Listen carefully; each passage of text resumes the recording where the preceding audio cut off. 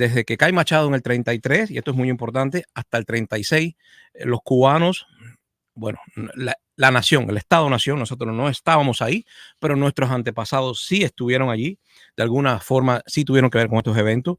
Recuerden que el pueblo es el que está ahora, pero la nación es casi eterna, la nación siempre está allí. Son nuestros antepasados los que están, pues, sepultados en la tierra que nos vio nacer, en la tierra que nos parió, como yo a veces digo. Y la verdad que desde el 33, en que Machado se cae, y hasta el 36, estamos hablando de 3 años, pues hay una enorme cantidad de presidentes, para mí, por 3 años nada más, y se los leo rapidito. Alberto Herrera Franchi fue el primero, era un militar, y estuvo de presidente de Cuba, pues, un día. Alberto Herrera Franchi tuvo un día del 12 al 13 de agosto del 33. Un día de presidente. Carlos Manuel de Céspedes, el favorito de Estados Unidos, hijo del padre de la patria, Carlos Manuel de Céspedes y Quesada, estuvo de presidente, fue quitado, ustedes saben, 22 días, mejor dicho, él renunció, 22 días y renunció. Luego viene Ramón Grau San Martín, todo esto es en el 33, ¿eh? Ramón Grau San Martín, ustedes saben, el profesor de la Universidad de La Habana, había estado arrestado poco tiempo, pero estuvo arrestado junto con, bueno, todos los profesores, fue cerrado, todo el claustro de profesores con Machado fue cerrado, y él estaba allí, era ya conocido entre esos estudiantes, y en la universidad, ustedes saben que es donde empieza los liberales y la izquierda a tener fuerza y a introducir a los estudiantes como nuevos sujetos. Pues Ramón Grau San Martín era muy conocido, y fue elegido, pues, de presidente, pero solo ese es el famoso gobierno de los 100 días. 136 días para ser exactos, estuvo Grau San Martín, después el jefe del Partido Auténtico, pero estuvo allí 136 días y nada, no permaneció. Él renunció y viene Carlos Evia. Bueno, Ramón Grau San Martín fue quitado, ¿no? Carlos Evia tuvo 3 días nada más. Después de Ramón viene Carlos Evia, 3 días nada más, renunció. Después viene Manuel Márquez Sterling. ¿Qué tiempo creen ustedes? 6 horas, ni siquiera un día. 6 horas estuvo Manuel Márquez Sterling, el gran Sterling. Renunció, a las 6 horas renunció, y viene Carlos Mendieta. Todo esto es del 33 al 34. Carlos Mendieta sí logró estar, pues, casi un año, tuvo 11 meses, desde el 34 ya habíamos entrado en el 34 al 35, un solo año. Carlos Mendieta era un coronel, había estado en la independencia, en la lucha, y bueno, pues él había fundado un partido que se llamaba Unión Nacionalista de Cuba, Carlos Mendieta. Bajo su mandato, con influencias de Batista y otros sujetos del mundo universitario, pero bajo el mandato nacionalista de Carlos Mendieta, es que la enmienda PLA se va a abolir. Pues José Agrino Barnett, después de él, estuvo, pues, después de haber estado Mendieta un año, casi un año, José Agrino Barnett estuvo 5 meses, pero ese fue provisional y nadie lo votó. 5 meses. Ya estamos terminando en este periodo de 3 años. ¿Vieron cuántos presidentes? Miguel Mariano Gómez, en el 36. Este caso es muy triste porque él quiso hacer una reforma agraria. Es el hijo de Miguel Gómez, Miguel Mariano Gómez estuvo 7 meses y sufrió un impeachment. Le hicieron un impeachment. Batista le cuadró la caja, coordinó, hizo presiones, influencia en el Senado y lo votaron porque supuestamente era un presidente anticonstitucional. Un impeachment para Miguel Mariano Gómez por haberse atrevido a hacer una reforma agraria. Y ya terminamos el periodo, son 3 años, con Federico Laredo Bru. 24 de diciembre hasta el 10 de octubre del 36. Mejor dicho, empieza en el 36, el 24 de diciembre, y termina en el 40. Federico Laredo Bru es muy importante porque en ese periodo ya se está haciendo la Asamblea Constituyente, y en el 40, pues, se acabó este periodo de 3 años, o sea, comienza en el 33 con la pentarquía, el gobierno de 136 días, la escapada de Machado, la mediación de Wells, toda esa revolución y todos esos muertos y violencia en las calles. Se introduce el nuevo sujeto político que es el mundo universitario, los jóvenes, y con el mundo universitario y los comunistas a través de los sindicatos, pues se establece una nueva lucha, porque antes, pues, los cubanos fuesen abogados, sí, o militares de la guerra de independencia, solo se fajaban, discutían, solo entraban en disputa los temas ideológicos basados en el liberalismo o el conservadurismo. Ahora no, ya no es liberales contra conservadores, ahora vienen la izquierda, los socialistas, desde la Universidad de La Habana y el movimiento sindical, y la derecha tratando de colarse en el bajo estamento militar, en los sargentos, en la gente de Batista, vamos a decir, los plebeyos de abajo que le dieron el golpe de Estado a aquellos conservadores del ejército, pues desde el 33 se convierten en los mejores aliados de la derecha cubana. No soportaba, no tenía confianza en el mundo universitario. Son muy jóvenes, no saben lo que están haciendo, utopías, revoltosos, muertos de hambre algunos, como la extrema izquierda en la Universidad de La Habana. O sea, el ala izquierda estudiantil no era igual que la FEU o que el directorio estudiantil, era más de izquierda, gente muy pobre que venía de los campos a estudiar a la Universidad de La Habana, y todos luchando por la gran botella. ¿Cuál es la gran botella de una colectividad, de un gremio? Pues en el caso universitario, la autonomía, la logran en el 40. La autonomía universitaria es, déjame hacer lo que me da la gana, pero voy a recibir un presupuesto del impuesto de los contribuyentes. O sea, Estado, tú me vas a mantener ahora, me vas a sostener. La autonomía universitaria no saca de sus bolsillos el dinero, lo saca del Estado, tiene un presupuesto del Estado para esa autonomía, pero me deja hacer lo que me da la gana a través de supuestamente una libertad de cátedra, ¿no? Esta libertad de cátedra, ustedes saben que desde el 1875 en España y Cuba eran el mismo territorio político, pues ya venía esas ideas de autonomía universitaria, ya venían tras la restauración y el decreto Orobio, que fue en 1875 con Alfonso XII, pues siempre los estudiantes universitarios se habían rebelado y estaban tratando de tener una libertad de cátedra, y eso termina en autonomía universitaria. O sea, el Estado, antes el Estado estaba muy vinculado a la Iglesia Católica. Bueno, Estado, tú no te metas más, y eso se logra en el 40. Creo que, aunque es convulsa esta etapa, con tantos presidentes, 1, 2, 3, 4, 5, 6, 7, 8, 9 presidentes desde el 33 hasta el 36, 9 presidentes en solo 3 años. Y ya del 36 al 40, pues Federico Laredo Bru, donde ya se empieza a tranquilizar un poco el ambiente político, y finalmente con el 40, pues ya ustedes saben, viene la Constitución, la famosa Constitución, donde todos nos pusimos de acuerdo, liberales, conservadores, izquierda y derecha. Repito, la derecha afincada en la institución militar, en el ejército, y la izquierda achantada en la autonomía universitaria y en las ideas que el comunismo y el socialismo y el keynesianismo y todos estos ismos estaban introduciendo en el nuevo sujeto universitario, sin mucho dinero, pero con mucha influencia en el derecho, para hacer un Estado grande, costoso, y bueno, a formar la enorme botella a la cual se traslada la inicial corrupción, que era, no estaba institucionalizada la corrupción. La corrupción viene a ser grande cuando hay más capacidad para robar, donde hay una caja más grande, que es la caja pública, donde meter la mano, y sobre todo a través de obras públicas y de obras destinadas a la salud y a la educación, es donde más se puede robar, donde los elementos corruptos ya pueden robar más. Antes era con la lotería y con las botellas individuales dadas a través del nepotismo, de la familia, de los socios. Pero ya a partir del 33 esto se agrava, y bueno, ya ustedes saben que la corrupción de los años 40, incluso bajo el liderazgo de Grau San Martín y Pío Socarrá, fue tan escandalosa que sirvió incluso de pretexto al militar Batista, a Fulgencio Batista, para dar el golpe de Estado en el 52, supuestamente para ya frenar toda aquella corrupción y toda aquella violencia que salía de las universidades cubanas.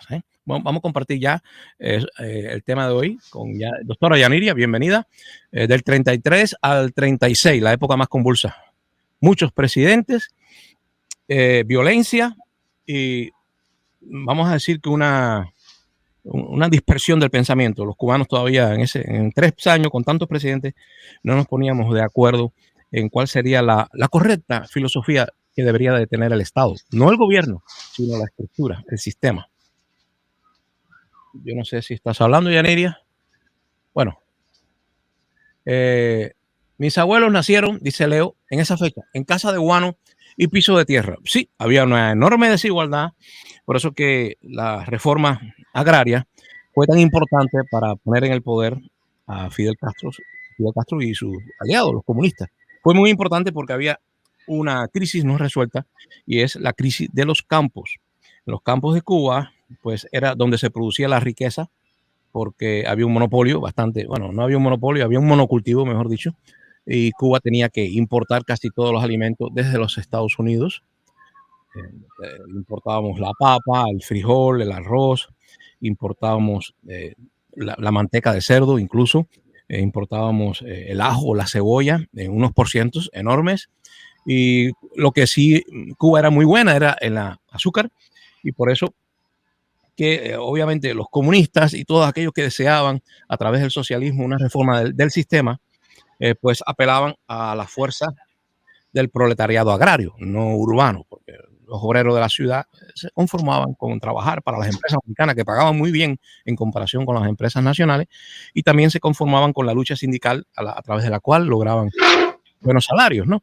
Y la verdad es que donde más estaban explotados los obreros eran en el mundo agrario, ¿no? Los obreros agrícolas, vamos a decirlo así. Obreros agrícolas eran los que pasaban trabajo y allí es donde se trabajó más. Incluso la revolución, inicialmente, lo que propone es una reforma agraria. Luego vino la reforma urbana y, y finalmente en el 68, pues la reforma totalitaria que acabó con todas las propiedades, todos los medios privados de producción de riqueza en Cuba, incluso los humildes limpiabotas fueron confiscados, se les confiscó a todo el mundo en el 68, pero ya eso es un avance, me fui muy adelante y bueno, yo quiero que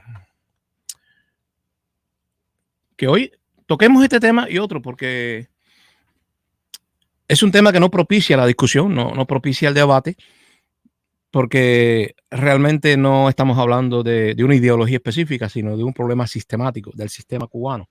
El Estado cubano, eh, aunque algunos todavía lo confunden, gracias a la culpa histórica que ha tenido el PCC en Cuba, pues se ha confundido mucho el término país, Estado,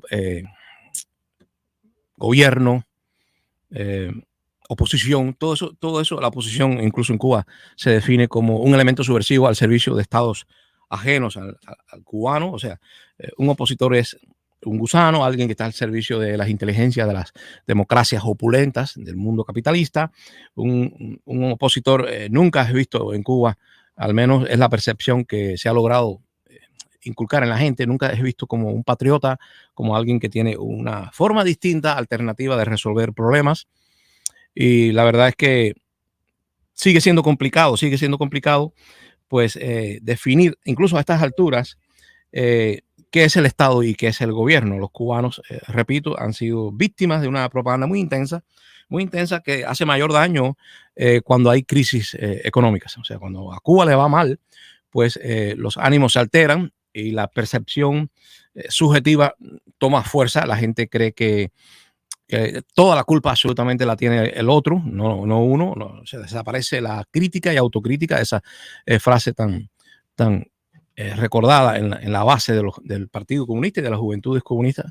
Pues eso desaparece, no existe crítica. El gobierno es el gobierno del pueblo, así se define en Cuba, y bueno, se sigue avanzando, pero se sigue avanzando hacia la ruina.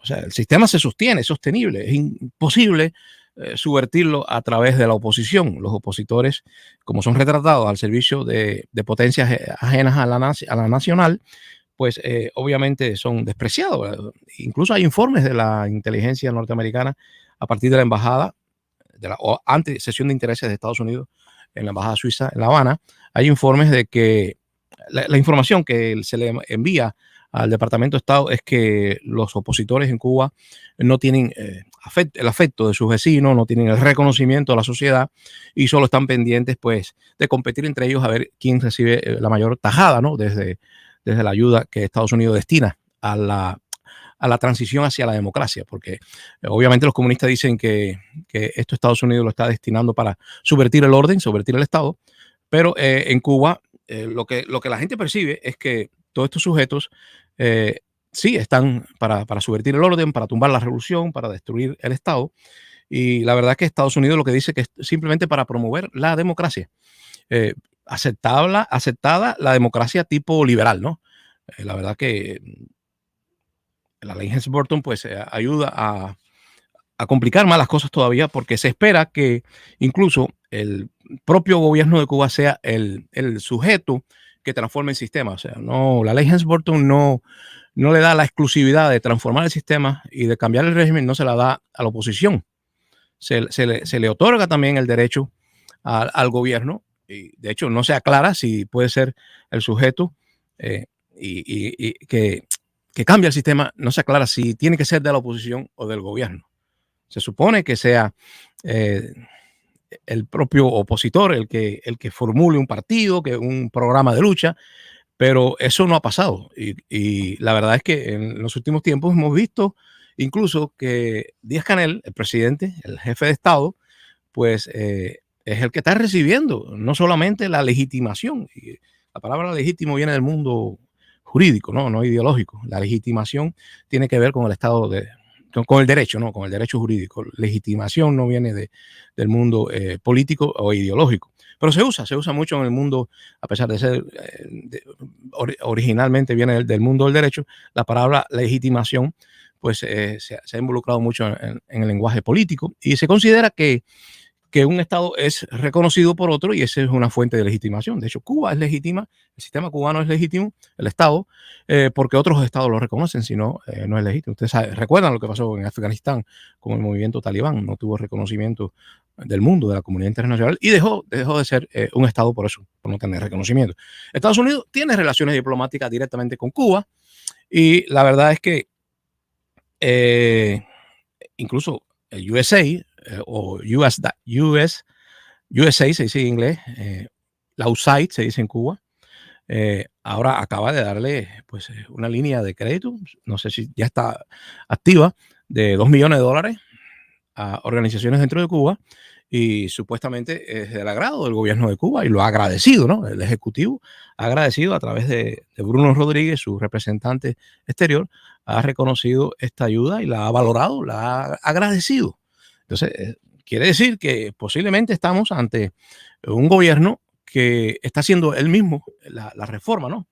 La reforma y no está esperando porque los opositores lo hagan. Esto quiere decir que así como mismo el Time en su momento, tras el golpe de Batista, reconoció a Batista y casi le aplaudió cuando dijo, bueno, el Batista de Cuba ha burlado a los centinelas de la democracia.